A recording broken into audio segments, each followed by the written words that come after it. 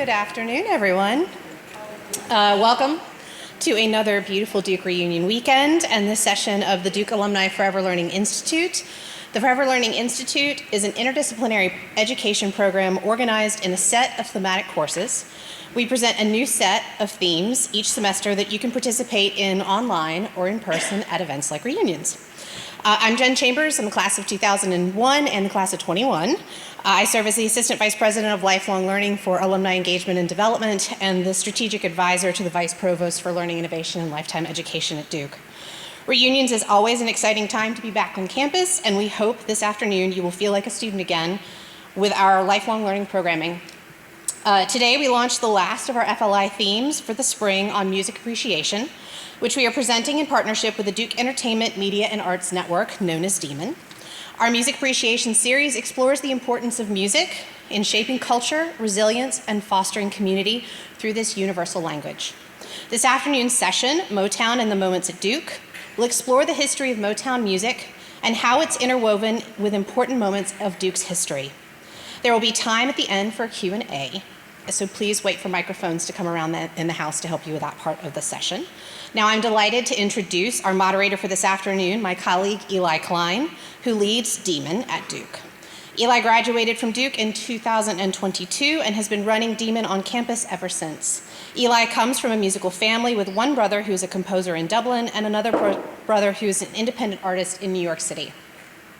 At Duke, Eli spent most of his time engaged in the arts, from a cappella to musical theater, and he even took a couple of music courses in addition to courses for his major in English and minors in history and visual and media studies.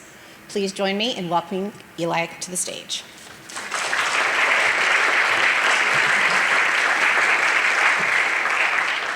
Thank you, Jen. I'm glad to be here, and I'm so thrilled to be hosting this event with such esteemed professors and musical minds. Today, we will hear from Dr. Anthony Kelly and Dr. Mark Anthony Neal. Anthony Kelly is a professor of the practice of music, director of undergraduate studies of music, and professor of the practice of theater studies. He joined the Duke University music faculty in 2000 after serving as the composer in residence with the Richmond Symphony for 3 years. He received his bachelor's and master's degrees from Duke, and he earned a PhD in musical composition from the University of California at Berkeley. He was appointed as composer in residence for the North Carolina Symphony in 2021 to 2025. His newest original work for orchestra, Constitutional, a concerto grosso in blue, commissioned by and for the North Carolina Symphony, will receive its premiere in the 2025 season. Mark Anthony Neal is a James B. Duke Distinguished Professor of African and African American Studies, Professor of English, and Professor of Gender, Sexuality, and Feminist Studies, and the Chair of the Department of African and African American Studies. He teaches courses in Black popular culture and is the author of 6 books, including the recently published Black Ephemera, The Crisis and Challenge of the Musical Archive.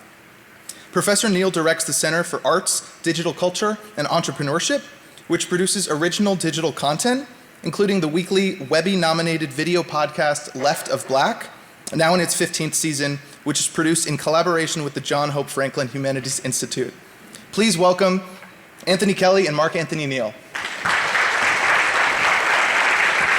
Thank you, Eli.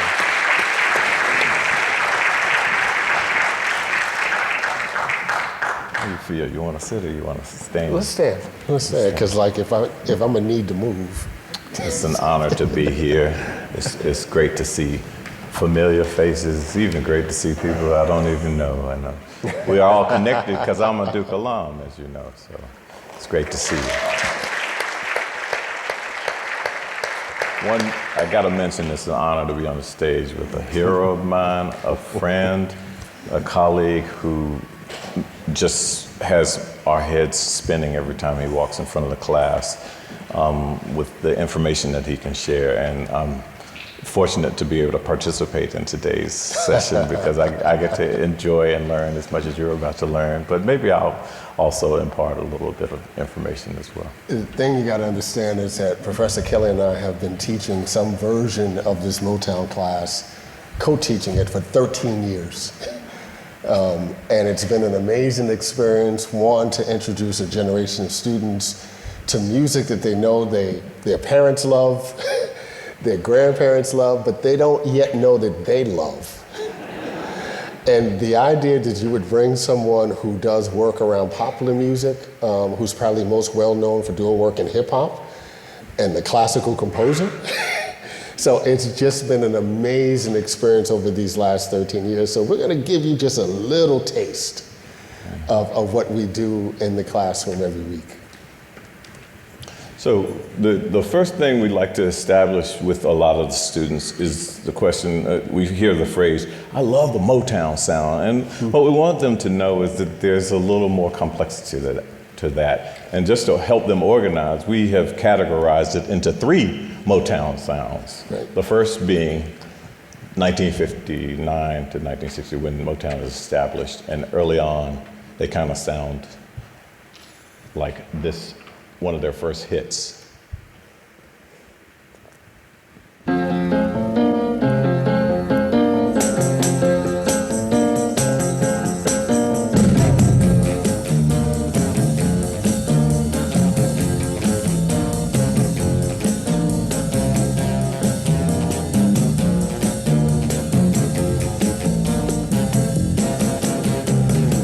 The best things in life are free, but you can give them to the birds and bees. I need One of the things we try to remind the students about is that Motown is timeless and international music. So those of you who have ever seen the movie Crazy Rich Asians, the film starts with an Asian spoken version of that very song by Barrett Strong that was originally released in 1959. The second era that we like to associate with the Motown sound, which is the one that most people actually mean, we think, is what we call classic Motown from like the mid 60s through the early 70s. It sounds kind of like this.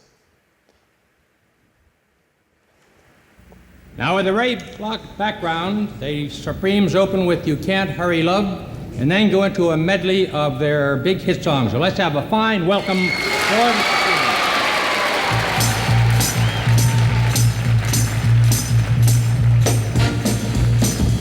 I need love, love, to ease my mind. I need to find someone to call mine. But Mama said you can't hurry love. No, you just have to wait. She said love don't come easy. It's a game of a give and take. That's how it sounds. I know that somebody out here has nostalgia about those hairdos and wants to be a part of that, right? If there are any class of 85 people here, when you were in your, glad to see that you're here, when you were in your first or second year at Duke, there was an Australian vocalist who was most well known as being a drummer and lead singer for a group called Genesis, whose first breakout solo hit was a cover of the Supremes' You Can't Hurry Love, and I'm talking about Phil Collins, of course. And the third era, which isn't the end of Motown, because Motown still exists to this day, but the third era that we associate with Motown sounds, and for the rest of the time after you leave, if I see you out there on the quad, you say, I love the Motown sounds, or you say, I like the classic Motown, or I like the early Motown, or I like the late, which is this one, Motown sound, and that is where things become pretty diverse. And I'm just going to give you a sample of one, but later in this talk, you're going to see an example of another late Motown. And we're also talking about, at this point, when sort of Duke is starting to get its identity. So we're going to connect those dots in terms of history and maybe what would have been the soundtrack of some of those events, okay? So here's the third and more, yeah.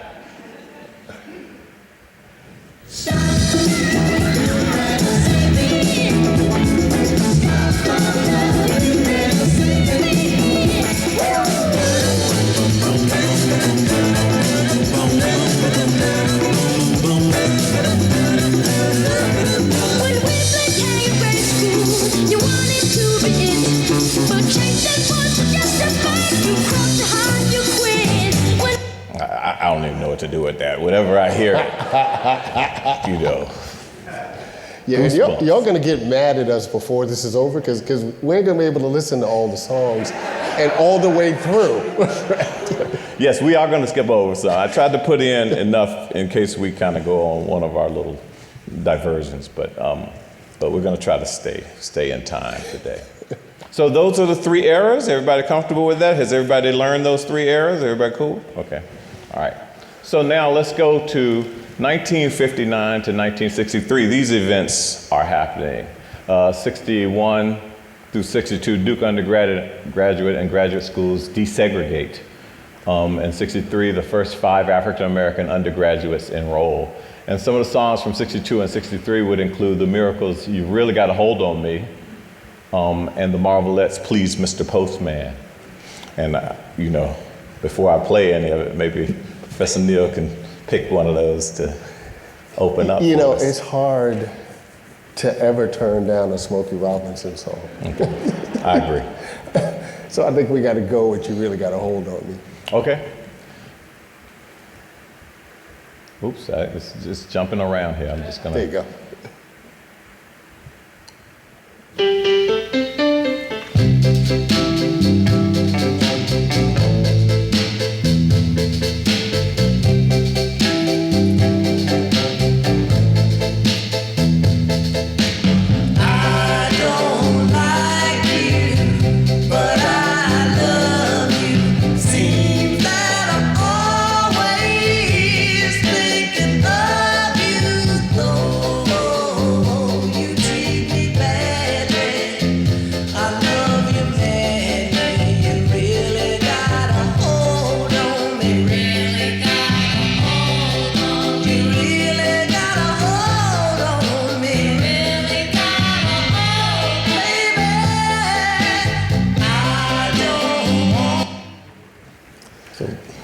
When we talk to our students about this kind of music, and of course they have no idea what we're talking about. Professor Kelly just turned 60. Right? I turned 60 in December. So we talk to them about this blue light in the basement music. You can't be running around the basement slow dancing in the dark, so you find a blue light bulb. Right? So there's still some privacy, but you can actually see who you're dancing with, right? And Smokey Robinson at Motown was the king of writing songs for those blue lights in the basement. Mm-hmm. I got to say, when I'm talking to the class, this is where he is an expert at sort of bringing the sort of cultural and personnel aspects to the songs. And I get into the music nerdery, the architecture, the stuff that the students kind of resist until suddenly they're doing it and they're understanding. So one of the things I would point out about this song is, unlike a lot of songs like, Money, That's What I Want, da, da, da, da, da, which is broken up this way, da, da, da, da. Every beat is kind of broken up into 2 beats. This one is broken up into 3 beats per beat. Da, da, da, da, da, da. And that's called compound meter. I will give you a test at the end of this. And let me tell you, after 13 years, I still sit in the class and he will say something and I'm like, I had no idea what that means. Like, let me write this down.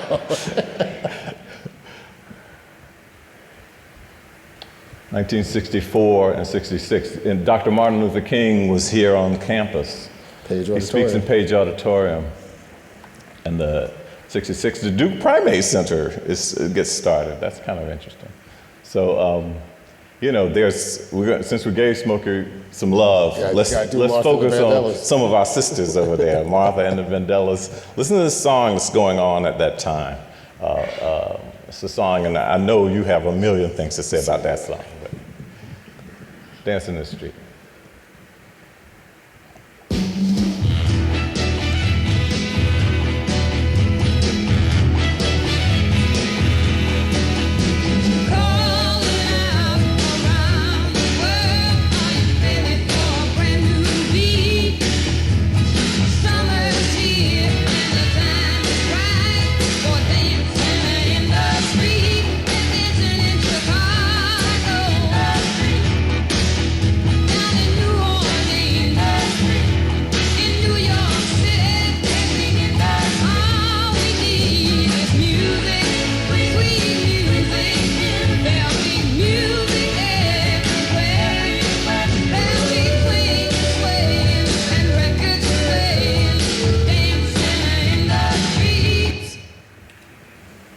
So the song was co-written by Marvin Gaye.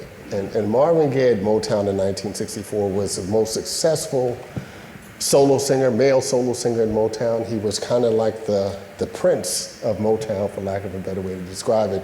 He was married to Berry Gordy, his boss's sister. And he had not become the Marvin Gaye that some of you most know him for, writing a song like What's Going On.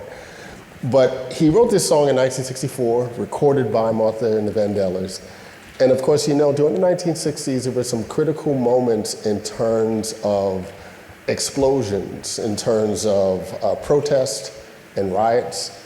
And there are many folks who thought that when they heard that song in 1964, that dancing in the street was in fact a metaphor for the kinds of social protests that were occurring across America in that period of time. And specifically, there was a race riot that occurred in Harlem in 1964, right? The song shouts out New York, right, in that very beginning.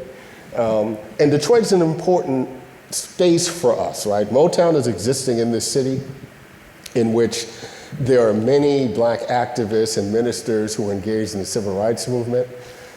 Some of you may not know that Martin Luther King was invited to give a speech in Detroit in June of 1963. It's called The Great March. That speech, in fact, was recorded by Berry Gordy. But the most important thing about that speech is that in that speech in Detroit in 1963, he rehearsed what would be the March on Washington speech in August of 1963. Right, so Detroit, there were a lot of important things going on. And while Motown itself wasn't a political label, right, they found different ways to contribute to the civil rights movement, like, for instance, recording speeches from Martin Luther King. Welcome back to Music Nerdland. Let's talk for a second about what's happening. Here's what's happening in there technically. The sound is what I would ask my students to listen to, comparing it to what we heard in Money, That's What I Want, which is early Motown. And it just had a guitar and a bass and maybe a piano, very small ensemble. Now Motown is starting to get its land legs, and they're starting to be able to afford more elaborate orchestration. You heard a lot of brass and a lot of like saxophone. Yeah, and trumpets. Expansion of orchestration is what we're talking about. The other thing is very prominent in the mix, quite intentionally, on the part of Berry Gordy, who's a genius, who's also making sure many of his records. So he's the sort of grand visionary of Motown, Berry Gordy, a founder. And he wanted to make sure that it was the sound of young America, but he did not want it to be disconnected from the things that are valuable to African American music. And that tambourine is something I literally pass around to the students to play, so that they get a sense of like how visceral that instrument can be. And it's all over dancing in the streets. You just heard it there too. 67, the Allen Building study-in occurs. 68, the Duke Vigil after the assassination of Dr. Martin Luther King Jr. 68, the top 10 and 69. You know, the School of Business Administration is founded. The Museum of Art opens. I mean, a whole lot's happening at Duke. 1969, the Allen Building takeover. So, all right, Professor Neal, what are we going to do here? Any of those songs? Marvin and Tammy up there. Yeah, we got to do it. We got to do Ain't No Mountain High Enough. And we got to talk about Ashford and Simpson. Let's listen to it, and we're going to talk about them. And we're going to talk about the songwriters who are associated, because Marvin Gaye would have been one early on, but there's Holland Dozier Holland, who are going to be really important. And we didn't focus on them, but they're going to be really important for some of those foundational songs of Motown, early Motown, and early classic Motown. But by the time this song comes up, we've got some new songwriters being hired in. Once again, this becomes a story about sort of a growth from, you know, a sort of humble Detroit business to growing into like a lot of resources.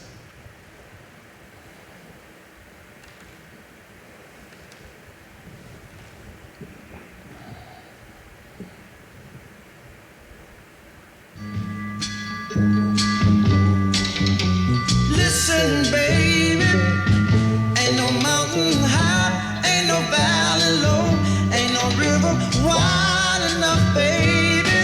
If you need me, call me. No matter where you are, no matter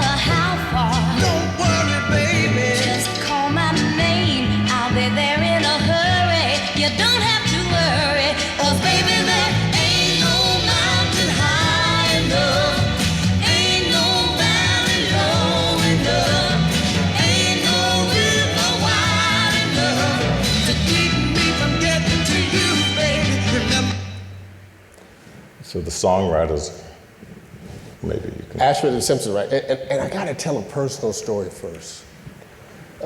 When both of my daughters were infants, I would put on that song and play it over and over again so that, they didn't know what the lyrics were, but so that they would always hear those sounds and knew that was Motown. All right. And part of it was like, yeah, I'm trying to tell my daughters, ain't no mountain high enough, I'm always gonna be there for you, right? But Motown was that thing that if you are a parent and you want your kids to know stuff about musical culture, it's Motown, it's the Beatles, right? It's Michael Jackson, older Michael Jackson, right? You just want them to know all those melodies when they hear it. But the song was written they weren't married at the time, but they were a professional couple, Nicholas Ashford and Valerie Simpson, who wrote one of their first hits for Ray Charles. 1966, a song called Let's Go Get Stoned. Ashford and Simpson, as their most well-known, met at White Rock Baptist Church in Harlem in 1965. They began to write songs. They caught Berry Gordy's eye. Berry Gordy had always been trying to find a way to pair Marvin Gaye with a female vocalist, right? So there are recordings of Marvin Gaye with Mary Wells. There are recordings with him with Kim Weston, and they hit Magic with Tammy Terrell.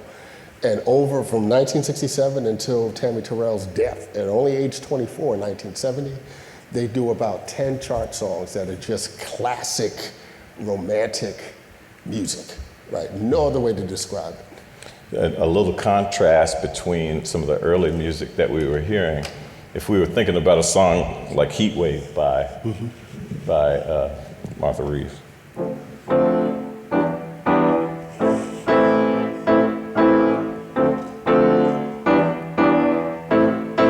We're getting what's called diatonic. I'm using only white notes on the piano, which is a certain kind of scale. But by the time we get to a song like Ain't No Mountain High Enough, we're starting off.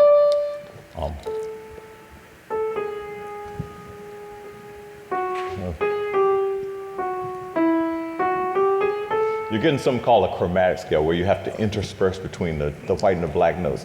And in music history, that has meant intensifying emotion, as opposed to sort of like neutrality of sort of poppy love songs. We're getting into something pretty serious. I'm going to let you hear it. And Ashford and Simpson doesn't disappear after this. They're going to have a great career themselves. I just want to play a little bit of You're All I Need. Listen to the chromatic line in this one.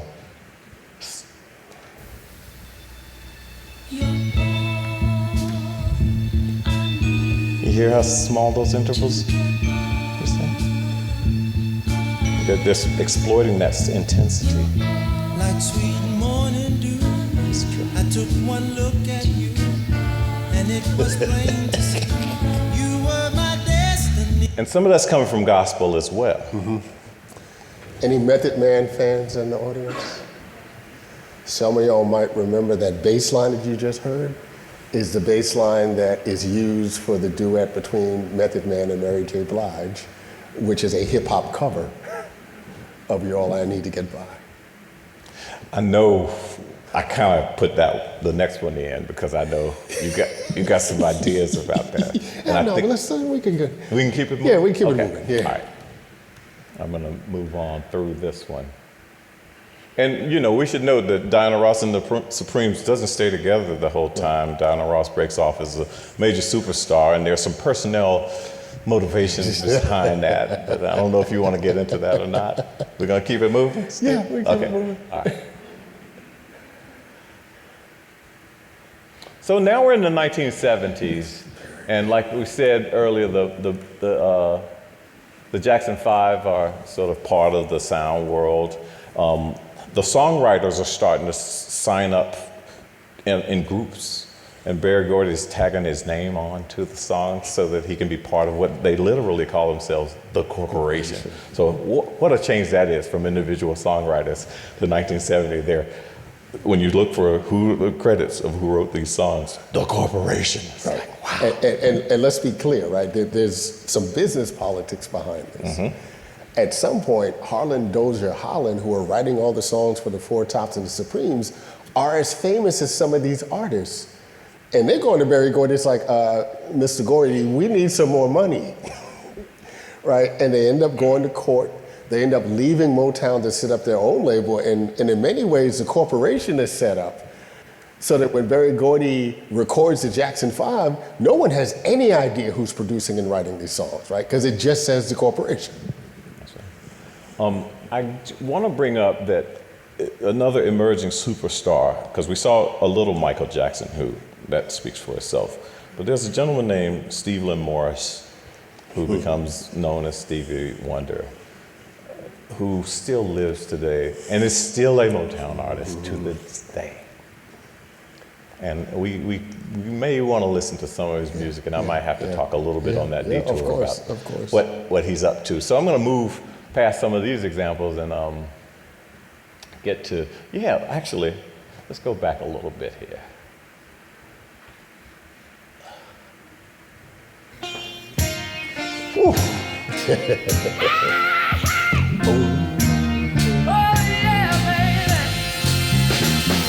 And you know, this is the point in the presentation when you're all supposed to be getting up and dancing. I'm wondering if your love's still strong. Ooh, baby. So that song starts off with sounds. See, I'm a cruel man because it's all music theory in my world. We got to keep it moving. That song starts off with a sitar.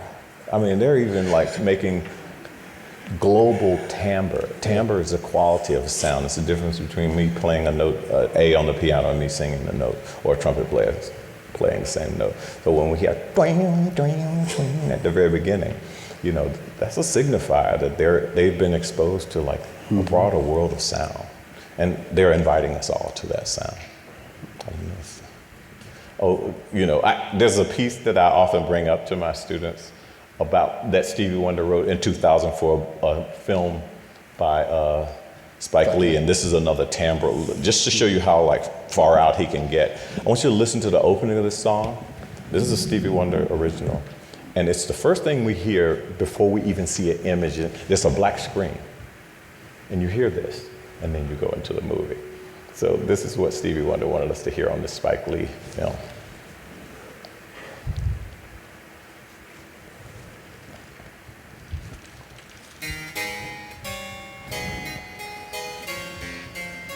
Stevie Wonder? Is this Bach or Stevie Wonder? In 1492, you came up on these shores. 700 years, educated by the more. Okay, so my question for you is, raise your hand if you know. I see somebody who knows. I see somebody who knows what instrument that was that started. Yeah? Harpsichord. And tell me more about what's true about the harpsichord.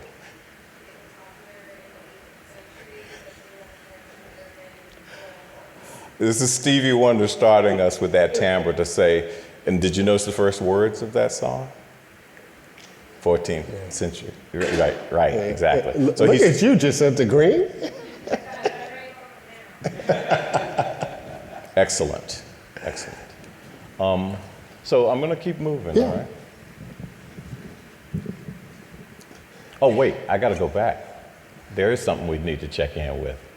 We probably need to check in with this because there's a lot of turbulence going on here on campus, and there's a whole lot of. By the way, Terry Sanford has been sort of has had his inauguration as the president of Duke. He was a lot of our president. We got our letter signed by Terry Sanford.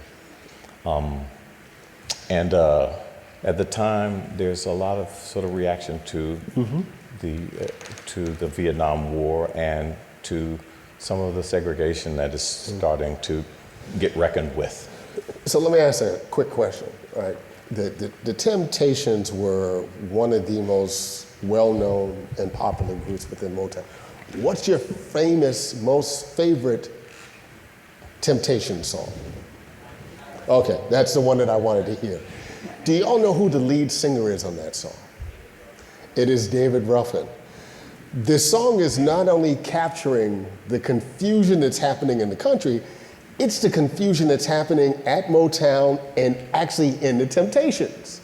Because David Ruffin gets fired in 1968. They bring on a new lead singer, Dennis Edwards, and it's Dennis Edwards' voice that you hear on this song, Ball of Confusion. Before we go into it, I'm going to sort of give you a little, you've heard it before, but like I just want to point out that most of the music that we've heard up until this point has been based on something called a triad. That's a 3-note chord.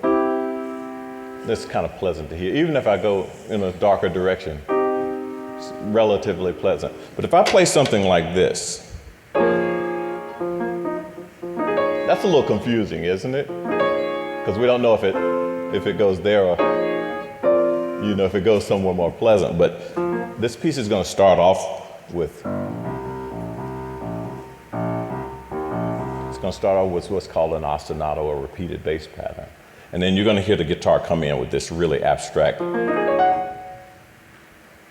So they're more signifying, but this time with pitch. And the sound of the guitar is also going to be pretty edgy as well. My favorite music nerd.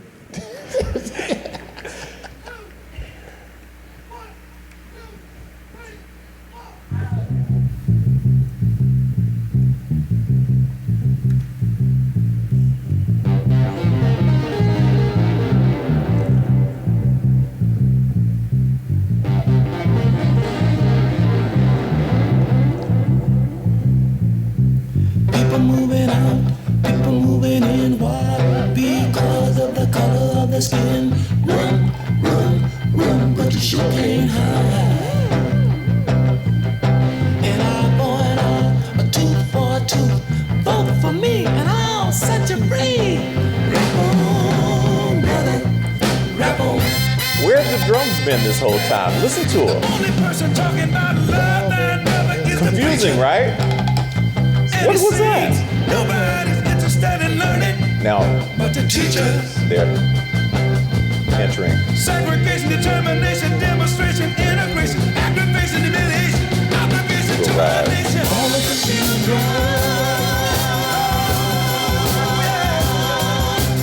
That's what the world is today. Hey. Great stuff. And I mean, you know, this is another important song. I don't know if we'll have time to listen to it, but it's another really important song for the times because Marvin Gaye begins Yeah. to Play the beginning of it. Yeah, right? let's So play I talk the a little bit about the beginning of it. This is a big party, man. I can dig it.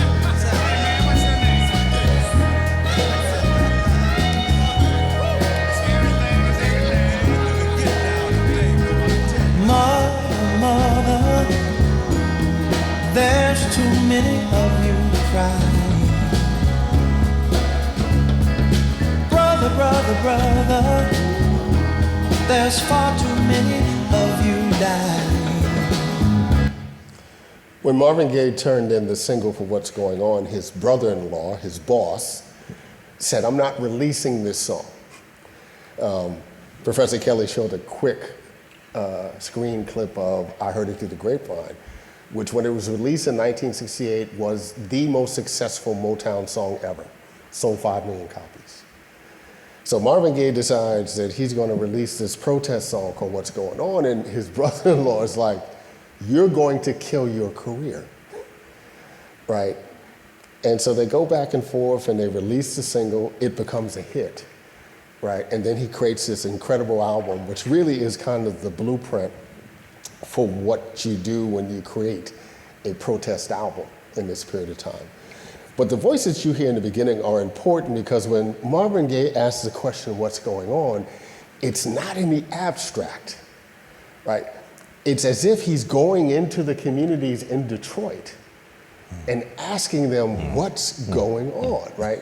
Now, a couple of voices that you hear are Detroit Lion football players, Mel Farr and Lem Barney, because Marvin Gaye also tried out for the Detroit Lions in 1970. I don't know how he knows all this. It's in the books, but he remembers it all. But the thing about it, the album comes out in April of 1971. The question is asked is what's going on? And though Sly Stone isn't a Motown artist, Sly Stone responds in November of 1971 with an album that says there's a riot going on. Right, so two different artists doing really different kinds of music, right, are talking to each other in the context of their album projects.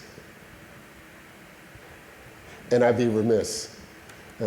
My friend Questlove has a documentary on Hulu called On Sly Stone and Black Genius, and I'm fortunate to be in it. So if you get a chance, go check it out. It's very, very well done.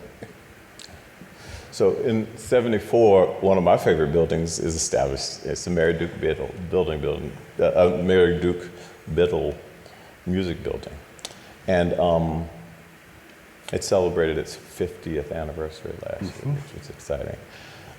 And this is an important slide on this presentation because we have a Stevie Wonder song, which is really famous. You all know Sir Duke. Dun, dun, dun, dun, dun, dun, dun, dun, dun. You know it. So I don't need to play it. But look at what happened. Motown starts making movies. That's Mission Drift, isn't it?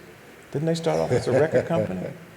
And so with that, we actually get to talk about the models of business and how you can, stay on the task or whether you want to diversify. We've got a whole lot of lessons in the evolution of Motown because they're producing really impressive and important movies. So just know that that's out there, and Motown's sound is starting to change as well. Talk about Scott Joplin. Okay, so the movie Scott Joplin from 1977 is about the great ragtime, composer who wrote one of the most famous tunes in all of the world. You know it, right? You got it. The Entertainer by Scott Joplin. So they make a movie that's a biopic about him. Why is Motown in the business of making a biopic about this composer from the beginning of the 20th century? Because they think he's that important as a hero, whether they make any profit from it or not. This is a preservation because they know of the possibility of the erasure of Black history. And the sound of Motown's changing too, so let's, I'm gonna hop through some of this a little bit and let's talk about the fact that this is Motown now. What? Yeah, this is Motown. Is this the Motown sound you were talking about?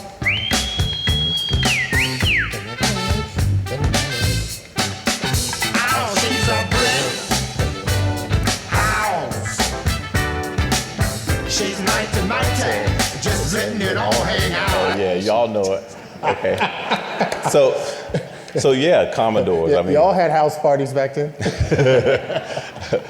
The 80s give us Rick James. Diana Ross is changing her style. She's starting to integrate the brilliant guitar and composition and textural aspects of the music of Nile Rodgers. It's a really different sound. Smokey Robinson is going into a certain post-Quiet Storm kind of sound world. Super Freak. Oh, we got to play? We gotta play We got to play Super some, oh yeah, I guess we do have to do Super that. Freak. Point well taken. Because there was nobody who was at Duke in the early 1980s Before I do that, hadn't listened to Super let's Freak. just go back and remind everybody. In 1980, a gentleman named Mike Krzyzewski starts coaching here. Okay, we have to mention that. Okay, it has no relation to this particular song, but this is a song that would have been popular right after he's here.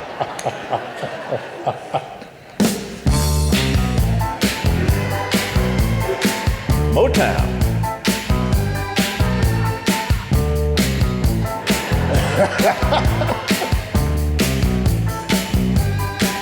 She's a very kicky girl. It's too dirty. We can't keep that going. It's too dirty. Oh my gosh.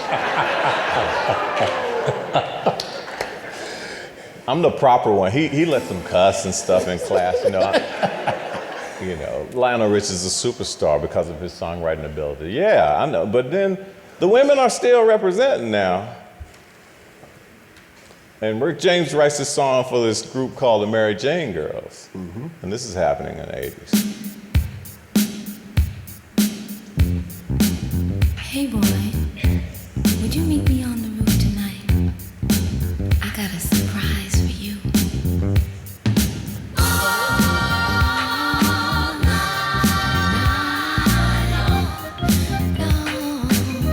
really interesting textures.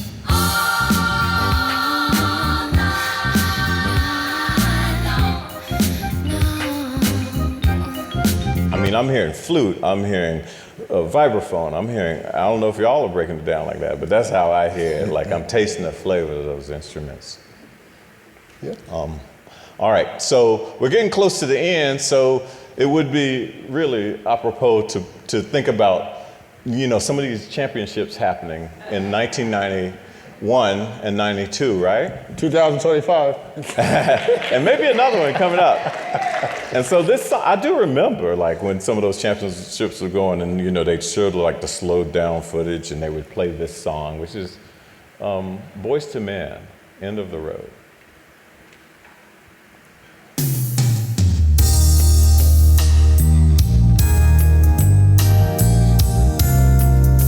Girl, you know we belong together. I don't have no time for you to be playing with my heart like this. You'll be mine forever, baby. You just we belong together, and you know that I'm right. Why do you play with my heart? Why do you play with my mind? You said we'd be forever. Said it never died. How could you love me and leave me and never say goodbye? When I can't sleep at night without holding you tight. More chromaticism is being retained here. Just break down and cry. Pain in my head. Oh, I'd rather be dead. And Philly Soul Harmony from Philadelphia International Records is being integrated with the chorus. Still I can't let go. It's unnatural. You belong to me. I belong to you. All right. So now, just to summarize very quickly, why would we be teaching Motown at Duke University? I want to give you a couple of quick points. You know, we have a few reasons that we believe that this will be valuable to students. How can we use empirical artistic empathy to engage more Yes. deeply in cultural offerings? That's right. We make them play, we make them sing even if they've never played an instrument before. I've got videos of them playing 12-bar blues, all 40 students. There's a gentleman from Duke who graduated from Duke who was the producer and writer of Motown, the musical on Broadway. It was really a celebrated event. I got to see it. It was absolutely stunning. And then I got to bring up that in '64, on his soul label, Shorty Longman. Do you know that? You know about him? This song. Probably not yet.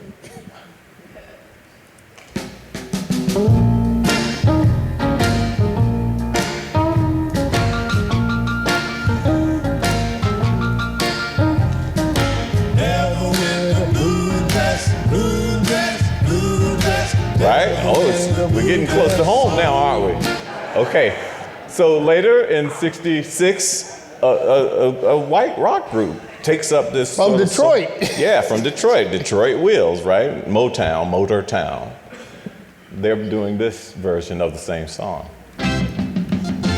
Oh yeah, right?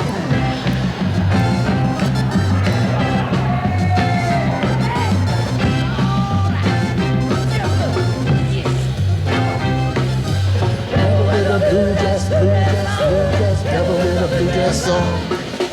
Never wear the blue dress, blue dress, blue dress. Never wear the blue dress song. So there's a retention of a cultural sonic icon applied right here in our backyard. You want me to go play it? This is just like the Detroit Wheels version.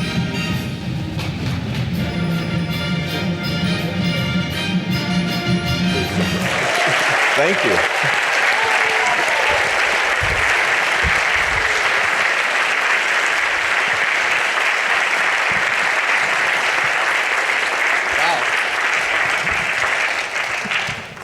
would now like to open the floor for audience questions for Dr. Kelly and Dr. Neal. And this is the fun part because we can go off script. Yes.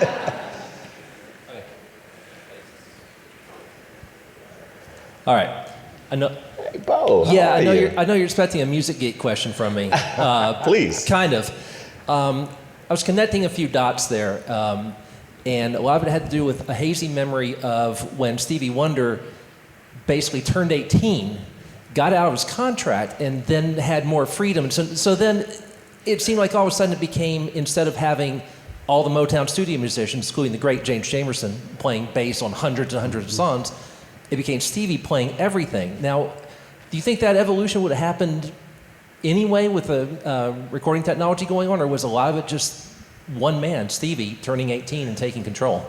Well, it's Stevie turning 18 and taking control, but also connecting to a couple of musicians and really kind of engineers here in North Carolina who were developing a machine called the Moog, right? And the sound that you hear of Stevie in that moment is him being trained on how to use the Moog to create his own music, right? And his introduction into synthesizers and electronic music. He was and is one of the most innovative musicians of all time. And so just to sort of put a bit of a button on your question, I need to remind everybody, he wrote a soundtrack to a video documentary. Now we know he's visually impaired, but he did it and used synthesizers throughout. He did all the instruments. And so he was always sort of moving forward and whatever technology he could integrate into his imagination. Yeah, I think the technology was driving him. So he would have gone in that direction as long as the technology was moving forward. But he did push the technology to some extent as well. And the thing to remember about Stevie, and we always have to impress our students upon this, he won the Album of the Year in '73. He won the Album of the Year in '74. Went in the studio to do a double album, which of course is Songs in the Key of Life, and then in 1976 won the Album of the Year that year, right? We've never seen artists have that kind of run in terms of the impact, both critically and commercially in terms of their music. Hello, is this on? First, there is a conspiracy theory that Stevie Wonder actually can sing. Second, I loved how you closed with why we teach students this at Duke. Because Dr. Neal, I've taken tons of your classes, and I work in tech. I work in crisis at Microsoft. And what I learned in your class is how to contextualize small things within the cultural zeitgeist, and that helps me solve customer experience problems on behalf of Microsoft. So they have you to thank for me being so good at my job. And look at you sounding all grown. I know. So I just want to let you know how much of a supporter I am of people learning microhistories to help them learn how to read, write, and think, because I majored in African and African American studies here at Duke, and people are constantly asking me, what are you going to do with that? And I said, whatever I want to do, and I wanted to work in tech. So you have thousands of students, and Dr. Kelly, I didn't take your classes, but you, between the two of you, thousands of students who've come through your classes, who leverage the lessons that you taught us in a variety of ways to solve the problems that we face in the modern world. So thank you. Thank you, Jacinta. Thank you. On a perhaps less serious note, interesting connecting the Duke dots with Motown. I'm sure you're aware that Marvin Gaye was here in the latter part of the 60s performing with Brenda Holloway because Tammy Terrell was sick. And it was a fabulous show, of course, but my wife still remembers that red velvet outfit that Marvin wore and knocked everybody dead. So it was good. Good stuff. Thank you for that. The song that I do the most is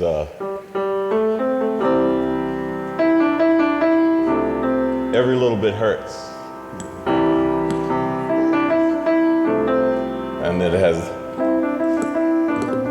that's a Brenda Holloway hit that I have to teach every year because it's so beautiful.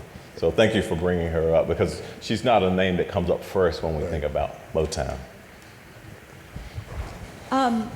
I live in Ann Arbor, so I am 45 minutes away from the Motown Museum, which I take all guests to. I've been to it probably 3 or 4 times because it's so much fun.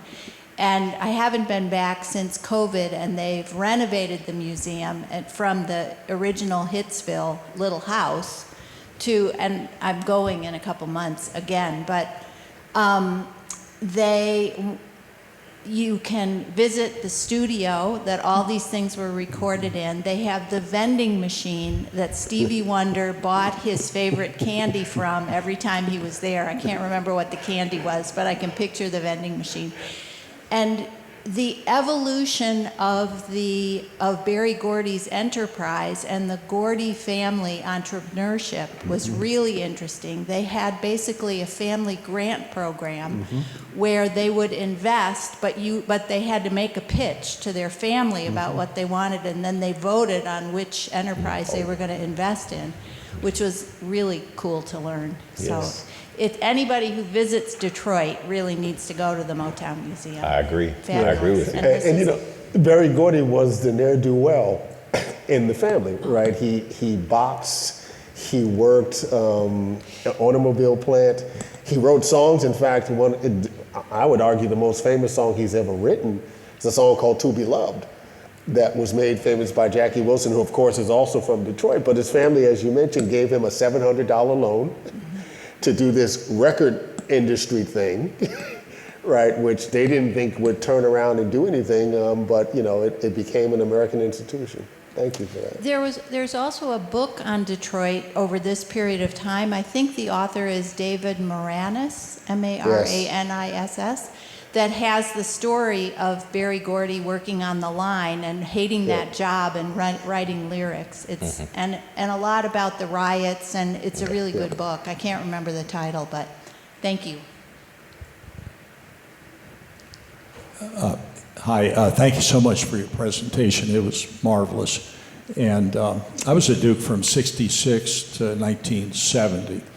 And I recall when I got to Duke in the fall of '66, it seemed like every window was playing Motown music. Just unbelievable. Such great memories. And the Temptations came to Duke and performed in the indoor stadium. I think my sophomore year, it was packed out. What a performance. But my question is this. So this is marvelous. You've described Motown, but can Motown be defined? If you were trying to define it, is that possible?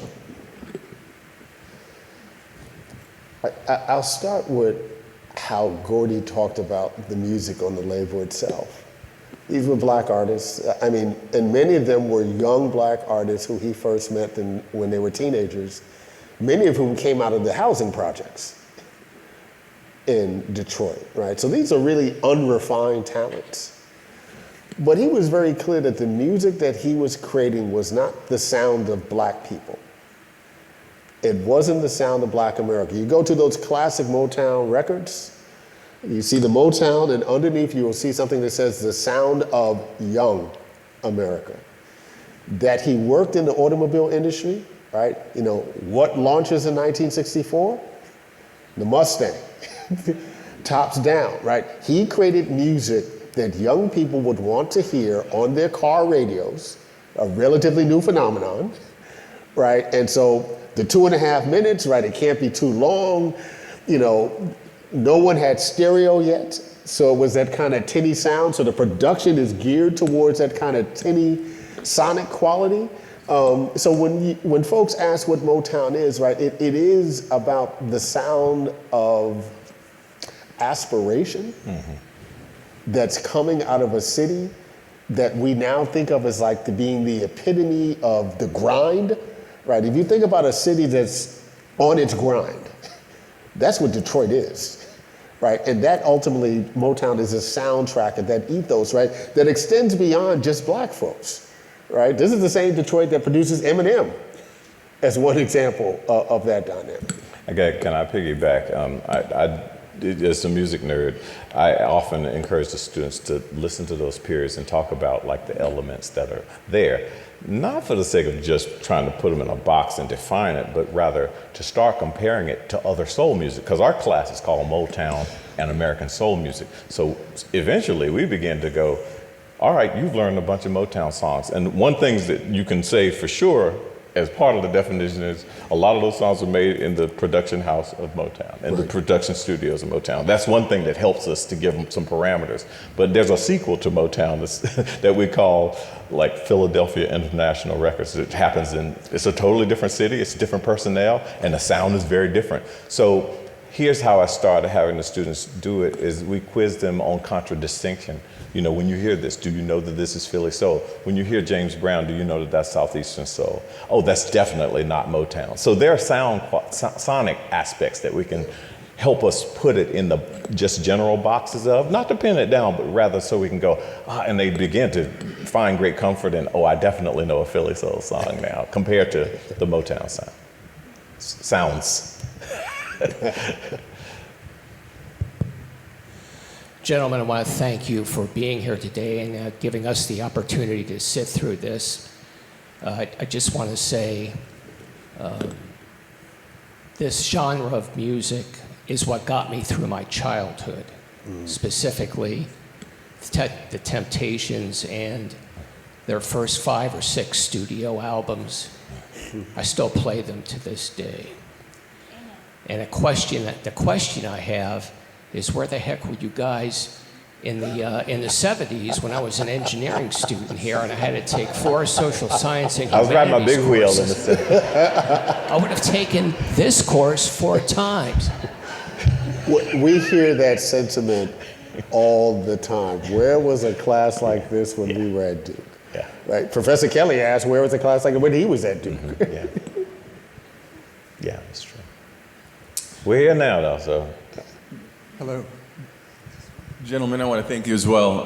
Ray Caesar, class of 2010. I had the chance of taking Man 9's class as well in Baldwin Auditorium, and it was a sampling class. And picking back on one of my classmates here, your ability to teach us to listen to sampling in music allowed me to then extrapolate that and understand sampling in history and in politics and in culture. And what a surreal experience it is to be in a lecture hall with you next to my now wife that has been hearing about you for 14 plus years. Mike Posner was one of my roommates and classmate, and I know you know him well. Yeah.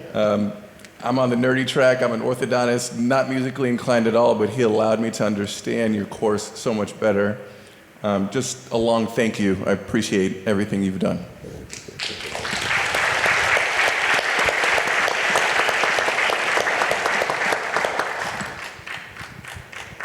Hello. Thank you, gentlemen, for this presentation. I had the great privilege to see in a 250-seat, private club near Pittsburgh 2 days after my high school graduation in 1967, the Classic 5 Temptations, the group that was intact between 64 and 68 when David Ruffin was replaced. I just wanted to mention that. But what I'm standing to ask is, are you gentlemen familiar with Roger Penzabene and the 3 songs that he wrote for the Temptations and their theme? I came across this. It's just astonishing. Roger Penzabene, Penzabene, committed suicide on New Year's Eve in 1967 at the age of 22.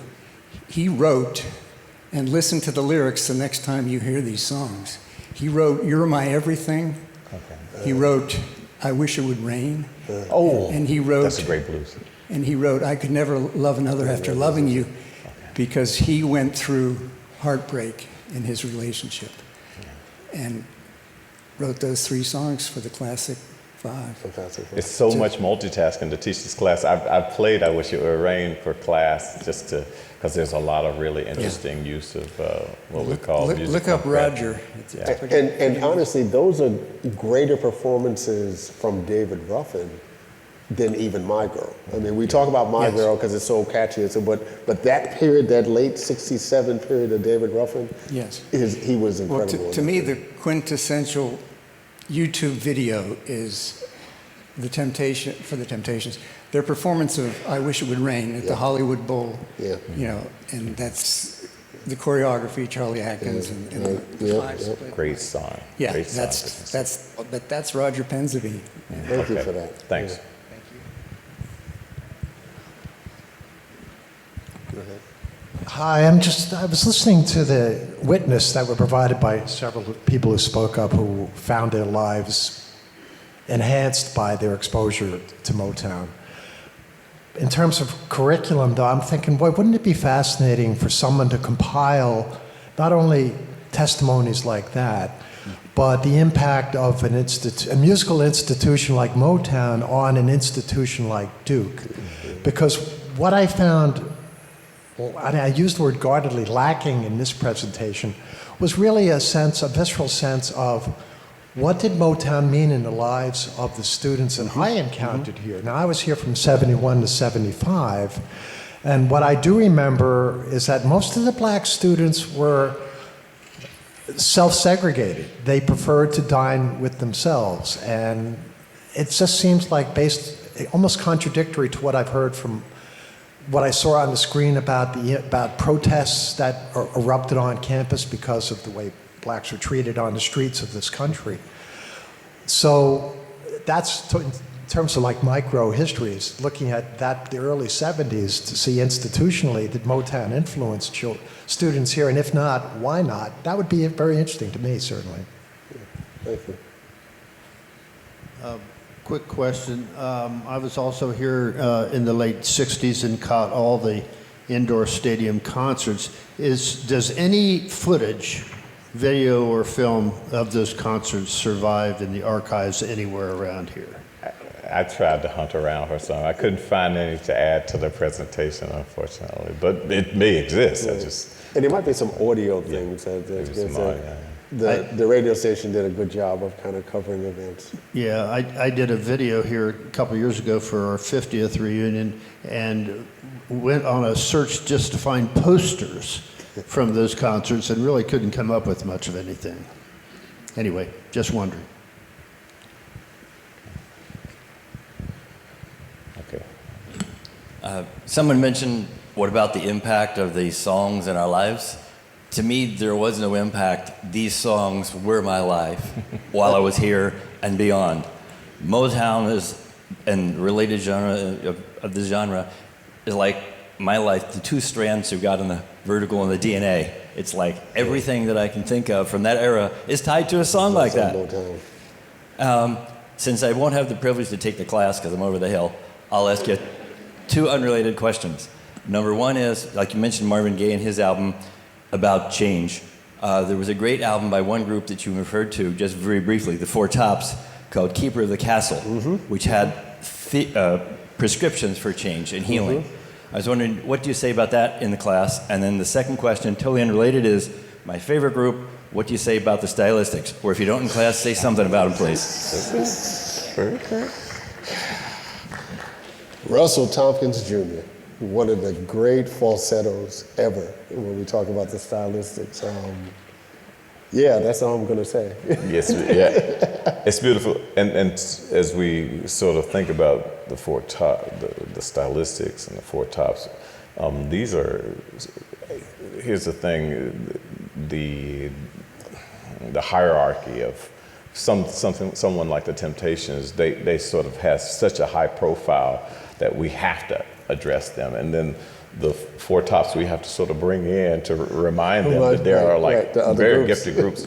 I've taken the class to see the performing sort of residual groups that have had substitutions because some of the members are dead. But they usually, the Temptations and the Four Tops have these competitive like sections during those concerts, so the students get a good dose of the balance of those songs. Yeah. I will say one thing about your point about it being the music, your life. The record industry, I don't think, realized that until The Big Chill. And The Big Chill was released in 1983, a Motown soundtrack, virtually all the songs are Motown songs. There isn't a black person in the film. Right, and it really was Berry Gordy doubling down on the impact that Motown had on the culture. Berry Gordy sold Motown in 1988 for $20 million. What he did not sell in 1988 was the publishing arm of Motown, which is Joe Bett. All right, that's where all the song publishing is. When he sold half of of Joe Bett's publishing in 2001, 2002, he did so for $300 million. And that's a testament to how every candy commercial, soda commercial, movie trailer, you're going to hear a Motown song, right? And that was Berry Gordy understanding that beyond the records and the artists, all these great songs were timeless. Thank you so much, folks. We've got time for just one more question. We can do in the middle right here. Thank Professor Neal and Professor Kelly, thank you so much for being here. I have such fond memories of both the Motown course and Southern Soul music. Oh, wow. And a very dear memory to me of those courses is at the end of every one, you have students come together into a group to perform pieces that we had learned throughout that semester. I wanted to hear from you. I know that live music performance on campus was curtailed and diminished for a few years. I wanted to hear from you what it was like to bring that back. Gradually, we had to sort of, one thing I remember when we were coming back from the pandemic, there was just so many limitations of how close people could be to each other, that we really just let them sort of do individual work and demonstrate whatever they could as individuals. But you got a good memory of what we had to do. I mean, they have to be in that studio. They have to be in my office or at Small Town Records and be in close order. And it took about 2 years for us to sort of get back to normal. But we're there now, and the demand for them to be in that room together. Hopefully, either they'll stay home if they're ill, or they're heavily masked if they're playing keyboard or something. I mean, that part of the class is pretty phenomenal, right? Because, not all the students obviously are musically inclined. But, someone has to book the studio time. Someone will decide to work on choreography, right? Someone has to communicate to musicians, because they have the option of bringing in musicians from the outside to help it. Someone has to do all of that work, right? Not everybody can play a piano or a drum or a saxophone. We find ways for them to be engaged. And when all is said and done, someone is standing on stage with a tambourine, slapping it on the side of their thigh. We've seen football players doing the whole Temptation turnaround. We've seen some amazing things on that, at the end of this class. Let's give a big hand to these two. Thank you. Thanks.